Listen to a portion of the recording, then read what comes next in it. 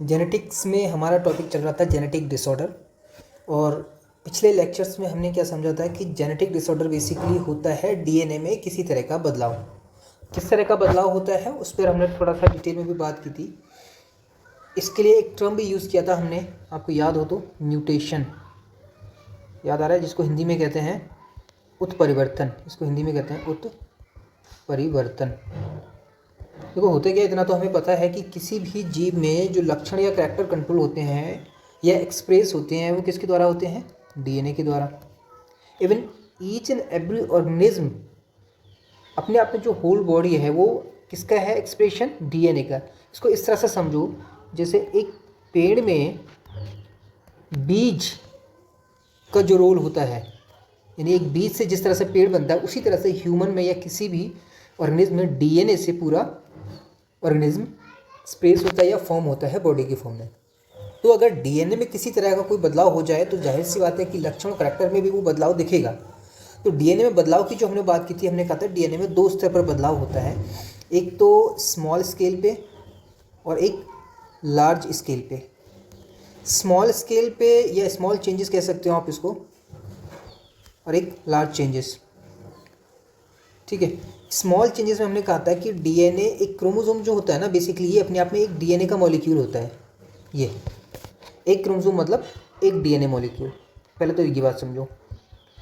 और इसको थोड़ा सा जब आप एक्सपेंड करोगे, एनसीईआरटी में आपने डायग्राम भी लिया होगा, देखा होगा सॉरी, तो उसमें आपने देखा होगा कि डीएनए जो डबल हेलिकल स्ट्रक्चर होता है, ठीक है, यही आपस में जाके क्या होता है, ये कंडेंस फॉर्म में क्रोमोसोम की फॉर्म में रहता है। क्लियर? तो अब डीएनए में बदलाव का मतलब क्या है? हमने कहा था एक तो स्मॉल चेंज और दूसरा लार्ज चेंज। स्मॉल चेंज का मतलब होता है जब डीएनए की किसी भी एक सेगमेंट में बदलाव हो। ठीक है, इसको म्यूटेशन भी कहते हैं। इसी छोटे स्तर पर जो बदलाव होता है इसको कहते हैं एक तरह से म्यूटेशन, या फिर इसको आप कह सकते हो जीन म्यूटेशन। दूसरे शब्दों में जीन म्यूटेशन। इसका एग्जाम्पल हमने पहले लिया था, 3 लेटर हमने लिए थे। हमने कहा था RAM, जब ये एक क्रम में व्यवस्थित होते हैं तो इसका एक शाब्दिक अर्थ निकलता है कि किसी का नाम है राम। लेकिन यही अगर डिसऑर्डर हो जाए MRA तो ये कोई शाब्दिक अर्थ नहीं होता। ठीक इसी तरह से हमने कहा था एक जीन होता है GAG, जो किसको कोड करता था? ये करता था वेलाइन अमीनो एसिड्स को कोड करता था। ठीक है, सॉरी, ग्लूटामेट को। ये करता था किसको? ग्लूटामेट को। लेकिन होता क्या है कि जब इसमें सीक्वेंस चेंज है, सीक्वेंस का मतलब होता है कि GAG के बीच में यहाँ पे एडेनिन की जगह क्या आ जाता है? थाइमीन जब आ जाए तो इससे फिर जो अमीनो एसिड्स बनता है वो ग्लूटामेट ना बन के वो क्या बनता है? वेलाइन बनता है। तो अगर GAG को अगर एक जीन का हम नाम दें तो GAG से जो बदलाव होकर GTG बन रहा है उसको आप कह सकते हो म्यूटेंट जीन। ठीक, और इस म्यूटेंट जीन से एक अमीनो एसिड रिप्लेस हो गया। पहले ग्लूटामेट था और उसकी जगह कौन सा आ गया? वेलाइन आ गया। और इस एक रिप्लेसमेंट की वजह से है जो सिम्टम सामने आते हैं वो क्या था? Sickle cell anaemia. क्या हो रहा था इसमें कि जो नॉर्मल रेड ब्लड सेल्स थी वो ऑक्सीजन की कमी के कारण कैसी हो जाती? इलोंगेटेड या फिर लंबाकार या हंसियाकार हो जा रही थी, जिसको हम बोलते थे सिकल सेल एनीमिया का मतलब जो मोस्टली सेल, जब सेल ऐसी हो जाती है हंसियाकार या इलोंगेटेड तो वो अनहेल्दी सेल हो जाती है। और बॉडी में फिर इस तरह की सेल्स जब बढ़ती रहती है अनहेल्दी सेल या फिर डिसफंक्शनल, तो इसको बोलते हैं रक्तहीनता या रक्त की कमी, जिसको इंग्लिश में टर्म दिया जाता है एनीमिया। इसको बोला जाता है जीन म्यूटेशन या उत्परिवर्तन हिंदी में। और ये है स्मॉल स्केल पे। क्यों? क्योंकि ये डीएनए के किसी एक सेगमेंट में बदलाव कर रहा है। अब इसी के अगेंस्ट जब हम लार्ज स्केल की बात करते हैं तो लार्ज स्केल का मतलब क्या होता है? लार्ज चेंजेस का मतलब क्या होता है कि कोई एक क्रोमोसोम, इस तरह से समझो इस चीज़ को, लार्ज स्केल का मतलब है कि कोई एक क्रोमोसोम, मान लो ये कोई क्रोमोसोम है, ठीक है, जब ये क्रोमोसोम क्या करता है आपको याद होगा, क्रोमोसोम सेल डिवीज़न से होकर गुजरता है, ठीक है, और सेल डिवीज़न से होकर फिर इसमें क्या बनते हैं? इससे स्पर्म मेल के केस में, और फीमेल के केस में क्या बनता है? ओवम। इतनी बात समझ में आ रही होगी सबको क्योंकि ये बेसिक है। सवाल यह है कि जब सेल डिवीज़न के दौरान जब सेल डिवाइड हो रही होती है, सेल डिवीज़न कौन सा सेल डिवीज़न होता है? हम इसको कहते हैं रिडक्शनल, या हिंदी में इसको कहते हैं अर्धसूत्री विभाजन। रिडक्शनल डिवीज़न या अर्धसूत्री विभाजन। इसका मतलब है कि एक क्रोमोसोम क्या होता है, मतलब क्रोमोसोम जो 2n कंडीशन में होते हैं वो क्या हो जाते हैं, हाफ हो जाते हैं, n कंडीशन में पहुंच जाते हैं। या इसको इस तरह से समझो कि 40 जोड़ी जो गुणसूत्र होते हैं वो n कंडीशन मतलब 23 जोड़ी गुणसूत्र अलग हो जाते हैं और 23 जोड़ी गुणसूत्र अलग हो जाते हैं। ठीक है, इतनी बात समझ में आ रही है। और ये होता है मेल फीमेल दोनों केस में। मान लो ये मेल के केस में, तो ठीक इसी तरह से क्या होगा, 40, फीमेल के केस में भी 23 संख्या में अलग हो जाएंगे। ये फीमेल का केस हो गया। ठीक है, तब जैसे ही ये आपस में मिलेंगे 23 + 23 क्या हो जाएगा, 46 हो जाएगा। इस तरह से क्या हो जाता है, चीज़ें बैलेंस हो जाती हैं। लेकिन अब होता क्या है, जब सेल डिवीजन के टाइम पे ये क्रोमोसोम अच्छे से प्रॉपरली सेपरेट नहीं हो पाते या सेग्रीगेट नहीं हो पाते, उस कंडीशन में क्या होता है कि 1 से लेके 1 2 3 ... 23 पेयर यानी जोड़े, इतने क्रोमोसोम होते हैं। ठीक, जैसे मान लिया एक होमोलोगस क्रोमोसोम है ये। ठीक, ये थोड़ा और अच्छे से बनाते हैं। ये एक क्रोमोसोम है। अब मान लो इसकी एक जोड़ी क्रोमोसोम ये है। ठीक है, ये इसकी नॉर्मल कंडीशन है या नॉर्मल अवस्था है। अब इसकी जगह पे एक क्रोमोसोम अगर और आ जाए, मतलब ऐसे करते हैं, ये है क्या है, इसकी नॉर्मल अवस्था। ठीक, अब इसकी एबनॉर्मल अवस्था क्या हो सकती है, दो हो सकती हैं। एक तो ये हो सकती है कि जो नॉर्मल पेयर था, जहाँ ज़रूरत थी नहीं किसी और क्रोमोसोम की, क्योंकि 2n कंडीशन है, यहाँ पे एक एक्स्ट्रा क्रोमोसोम आ जाए। एक्स्ट्रा कैसे आएगा कि जब सेल डिवाइड हो रही होती है तो वहाँ पे क्रोमोसोम प्रॉपरली सेपरेट नहीं हुआ। कुछ इस तरह से समझो, जैसे मान लिया ये कोई एक सेल है, ठीक है, और इसमें ये क्रोमोसोम है। ठीक, अब सेल ये जब डिवाइड होती है तो ये इसमें क्रोमोसोम क्या होते हैं, अलग होते हैं। एक क्रोमोसोम अलग हो जाता है और एक क्रोमोसोम अलग हो जाता है। अब मान लो किसी कारण बस ये क्रोमोसोम अलग नहीं हो पाए, तो होगा क्या, उस एबनॉर्मल कंडीशन में क्या होगा, किसी एक सेल में क्या होगा, दोनों क्रोमोसोम चले जाएंगे। तो यहाँ पे क्या हो जाएगा, 2 क्रोमोसोम आ गए और यहाँ पे 0। ठीक, तो जो एक एक्स्ट्रा क्रोमोसोम आया, अब देखो समझने वाली बात है, ये सेल यहाँ पे 2 है, जबकि कितने होने चाहिए थे, 1 होना चाहिए था। क्योंकि जब एक यहाँ होगा और एक ये, अगर मेल माने हम, ये मेल पेरेंट्स हैं, तो एक मेल से आएगा एक फीमेल से आ जाएगा, तो कुल कितने हो जाते हैं, 2 हो जाते हैं। लेकिन मेल से अगर 2 आ रहे हैं और फीमेल से 1 आएगा तो कितने हो जाएंगे, 3 हो जाएंगे। और यहाँ पे यही हो रहा है कि जो नॉर्मल जो अवस्था होती है क्रोमोसोम की, उसमें जब एक एक्स्ट्रा क्रोमोसोम आ जाता है, सोचो कि यहाँ पे ऊपर हमने म्यूटेशन की बात की थी, तो हमने क्या था कि क्रोमोसोम अपने आप में डीएनए के कंडेंस फॉर्म में है, और डीएनए के किसी एक छोटे भाग में जब चेंज होता है तो उसको बोलते हैं म्यूटेशन या फिर जीन म्यूटेशन, और उस जीन को बोलते हैं म्यूटेंट जीन। बट यहाँ पे पूरा क्रोमोसोम ही कॉपी हो रहा है, या तो एब्सेंस हो रहा है या कॉपी हो रहा है। तो सोचो कितना बड़ा फर्क दिखेगा। ठीक है, दूसरा, अब इसमें एक एक्स्ट्रा आ गया तो दूसरी सेल में क्या हो जाएगा, ऑब्वियस है कि यहाँ पे एक क्रोमोसोम क्या हो जाएगा, अगर मैं एक्स से क्रोमोसोम बनाऊँ तो ऐसे बना सकता हूँ, ऐसे 0, मतलब वहाँ पे एक कम हो जाएगा। तो दोनों कंडीशन में क्या हो गया, इसको बोलते हैं क्रोमोसोमल डिसऑर्डर। आगे बात समझ में। तो ये भी एक तरह का क्या है, जेनेटिक डिसऑर्डर है। क्लियर।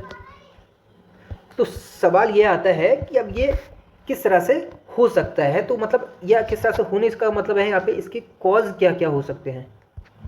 क्रोमोसोमल डिसऑर्डर कब होता है, जब क्रोमोसोम लॉस हो जाए, क्रोमोसोम का लॉस हो जाए, यानी प्रॉपर्ली सेपरेट ना हो पाए। और लॉस की वजह से क्या होगा, एक जगह लॉस होगा तो दूसरी जगह क्या होगा, गेन होगा। मतलब लॉस और गेन दोनों से क्या हो जाता है, क्रोमोसोमल डिसऑर्डर हो जाता है, या एबनॉर्मल अरेंजमेंट। ठीक है, या फिर आप कह सकते हो failure of separation, failure of segregation. Segregation का मतलब भी सेपरेशन ही होता है। कब, during cell division, during cell division. तो ये, या फिर कोई अदर फैक्टर, अदर में कई सारी चीज़ें आ जाती हैं, इसमें कुछ केमिकल फैक्टर भी आ सकते हैं या कुछ और आ सकते हैं। ठीक है, तो ये कई सारे कारण हैं जिसकी वजह से क्रोमोसोमल डिसऑर्डर या फिर क्रोमोसोम प्रॉपर्ली सेपरेट नहीं हो पाते और उनकी एक्सिस या फिर कमी हो जाती है सेल्स में। इस तरह से क्या होता है, डिसऑर्डर जनरेट होते हैं। तो एनसीईआरटी में जिन 3 डिसऑर्डर्स की बात की है, क्रोमोसोमल डिसऑर्डर्स की, उनका नाम है, एक का नाम है डाउन सिंड्रोम, डाउन सिंड्रोम, नाम कैसे पड़ा है? डाउन, ये जिसने डिस्कवर किया था उसके नाम से आया। सिंड्रोम्स का मतलब होता है जब कोई मल्टीपल सिम्टम्स सामने आए किसी चीज़ के तो उसको सिंड्रोम कहते हैं। दूसरा था टर्नर्स सिंड्रोम, और तीसरी जो क्रोमोसोमल जेनेटिक डिसऑर्डर एनसीईआरटी में मेंशन किए हुए है क्लाइनफेल्टर्स सिंड्रोम। क्योंकि हम क्रोमोसोम को पढ़ रहे हैं तो अब इसी चीज़ को समझते हैं कि आखिर इनमें ऐसा क्या हुआ कि ये जेनेटिक डिसऑर्डर आगे चल के दिक्कत करते हैं इंसान को, और क्या किस तरह की परेशानी होती है। तो होता है डाउन सिंड्रोम के केस में क्या होता है, हमें पता है कि 1 से लेके 2, 3 और डॉट डॉट डॉट इसी तरह से 21, 22 और 23 यानी कि 23 जोड़ी गुणसूत्र होते हैं। ठीक है, तो नॉर्मली क्या होना चाहिए, 21 जोड़ी गुणसूत्र क्या होना चाहिए, एक फादर से आया क्रोमोसोम और एक मदर से आया, बात खत्म हो गई। ये है नॉर्मल कंडीशन। बट इस केस के डाउन सिंड्रोम में क्या होता है कि जो 21वीं जोड़ी गुणसूत्र होता है इसमें एक एक्स्ट्रा कॉपी आ जाती है। आ रही बात समझ में? इस क्योंकि 1, 2, 3 हो गए तो इस एक्स्ट्रा कॉपी की वजह से क्या होता है यहाँ पे जो पर्सन होता है या अफेक्टेड जो पर्सन होता है उसके अंदर बहुत सारे सिम्टम्स दिखने लग जाते हैं, और ये 3 क्रोमोसोम की अवस्था को हम कहते हैं ट्राइसोमी। ठीक है, तो बात आगे समझ में। यानी डाउन सिंड्रोम के केस में क्या होता है कि जो अफेक्टेड पर्सन उसके अंदर 21वीं जोड़ी गुणसूत्र का 21वीं जोड़ी गुणसूत्र में एक क्रोमोसोम, एक गुणसूत्र एक्स्ट्रा होता है। इसकी वजह से क्या होता है, सबसे जो मेन असर पड़ता है वो पड़ता है दिमाग पर, जिसको साइंस में एक टर्म दिया जाता है मेंटल रिटार्डेशन, यानी कि उसका दिमागी विकास पूरी तरह से नहीं हो पाता। और भी बहुत सारे सिम्टम्स हैं जैसे राउंड एंड बिग हेड, ठीक है, लार का टपकना, मुंह खुला रहना, जीभ में फुरो होना, ये बहुत सारे सिम्टम्स हैं। ठीक है, और स्टंटेड ग्रोथ ये भी है। ये बहुत सारे सिम्टम्स हैं, मेंशन नहीं कर रहा हूँ मैं, वो आप देख लोगे एनसीईआरटी से। बट ये सारे के सारे क्यों हो रहे हैं, क्योंकि एक क्रोमोसोम एक्स्ट्रा आ गया। तो ये होता है डाउन सिंड्रोम में। कब, जब 21वीं जोड़ी, ध्यान से समझना इस चीज़ को, क्योंकि 23 जोड़ी में से 21वीं जोड़ी में यहाँ पे चेंजेस हो रहे हैं। ठीक है, और क्या हो रहा है, ट्राइसोमी हो रही है। अब आते हैं टर्नर्स और क्लाइनफेल्टर्स पर। हमने कहा कि 1 से लेके 23 जोड़ी तक गुणसूत्र होते हैं। ठीक है, और 23वीं जोड़ी जो गुणसूत्र होता है वो फीमेल के केस में एक्स होता है और मेल के केस में एक्स बाई होता है। ठीक है, एक्स बाई। तो होता क्या है, जो 23वीं जोड़ी गुणसूत्र है, जब इसमें एक क्रोमोसोम कम हो जाए यानी एक क्रोमोसोम हट जाए तो ये क्या हो जाएगा, एक्स जीरो टाइप हो जाएगा। फिर से समझो, नॉर्मल कंडीशन क्या थी, 23वीं जोड़ी गुणसूत्र, इसको ऐसे लिख लो, क्या होता है फीमेल के केस में एक्स, ठीक, और ये फीमेल क्या होती है, नॉर्मल होती है।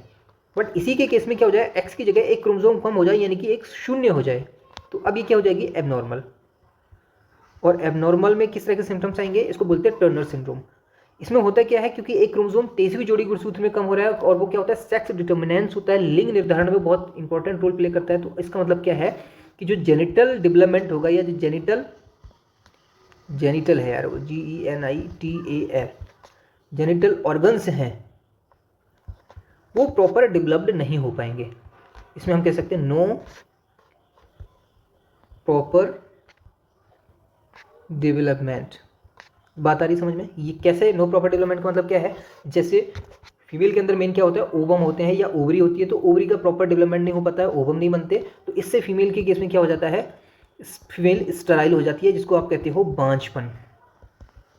बात आ रही समझ में? ठीक है, तो टर्नर सिंड्रोम में क्या होता है, ये मोस्टली फीमेल के केस में देखा जाता है, जहाँ 23rd पेयर ऑफ क्रोमोसोम में एक एक्स क्रोमोसोम कम हो जाता है। उसकी वजह से उसमें जो फीमेल कैरेक्टरिस्टिक्स होते हैं वो डेवलप नहीं हो पाते, होते हैं तो बहुत ज़्यादा लेस डेवलप्ड होते हैं। जैसे जो ओवम है वो प्रॉपर डेवलप नहीं होंगे, और ओवरी प्रॉपर डेवलप नहीं होंगे, इस तरह से ओवम नहीं बनेगा, और वो ऑस्ट्रेलिया बांझपन की कंडीशन आएगी। और हो सकता है कि जो स्तन होते हैं, ब्रेस्ट होते हैं, उनका डेवलपमेंट नहीं होता है, जो सेक्स हार्मोन्स होते हैं उनका लेवल कम रहता है, तो बहुत सारे ऐसे कैरेक्टरिस्टिक्स आ जाते हैं। इसी तरह से क्लाइनफेल्टर सिंड्रोम में क्या होता है कि जो ये बेसिकली मेल के केस में नोटिस किया गया है, खासकर मेल के केस में क्या होता है, तो 23वीं जोड़ी जो गुणसूत्र होता है एक्स वाई, यहाँ पे एक एक्स क्रोमोसोम एक्स्ट्रा हो जाता है। अगर एक्स वाई रहता तो ये मेल कैसा था, नॉर्मल था, ठीक है, लेकिन यहाँ पे एक क्रोमोसोम एक्स्ट्रा आ गया तो ये क्या हो गया, अब ये एबनॉर्मल हो गया।